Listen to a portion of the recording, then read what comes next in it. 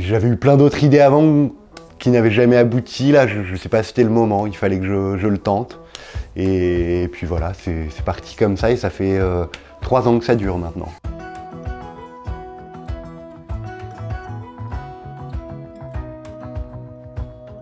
Je m'appelle Antoine, j'ai créé Bol et compagnie, j'ai souhaité revisiter, moderniser un peu le traditionnel bol breton.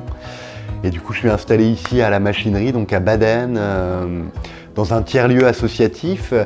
Et là, on est dans mon atelier. J'ai eu un parcours professionnel pas totalement rectiligne, c'est-à-dire que je me suis cherché pendant pas mal de temps. Ça m'a amené à travailler au début dans l'immobilier, puis ensuite je suis parti travailler en Irlande, ensuite au Canada, retour en Irlande et pour finalement m'installer en 2020 en Bretagne, parce que c'est là que je passais tous mes étés depuis ma naissance en fait. Qu'est-ce qui m'a fait me lancer? C'est un peu le hasard, donc on a aménagé avec ma femme dans un appartement meublé à Auray. Et on est tombé dans un des placards de la cuisine sur un bol breton, donc Véronique en l'occurrence, c'est lui, enfin c'est elle plutôt. Et du coup, Marie, qui elle est céramiste depuis une vingtaine d'années, on a travaillé un peu là-dessus, on s'est dit qu'on allait essayer de moderniser le produit.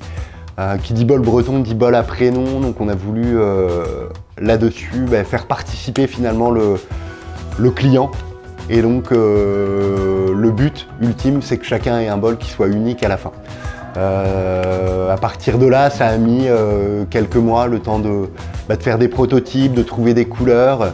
En gros, il a fallu 6 à 8 mois entre l'idée qui a germé et le premier bol sorti du four. Le plus dur de toute façon, c'est de se lancer, donc c'est vraiment le premier pas.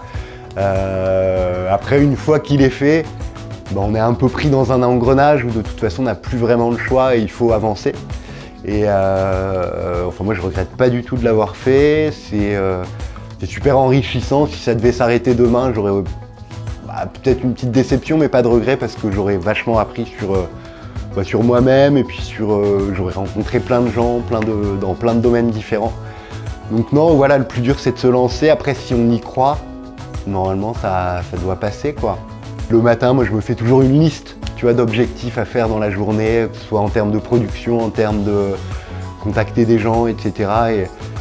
Et voilà, à mon avis, c'est la méthode, quoi. Vraiment planifier au jour le jour, ou peut-être au mois le mois, et puis après réduire un peu dans l'échelle de temps, là, mais à mon avis, c'est le secret. Et puis de barrer les petites choses qu'on a fait au cours de la journée.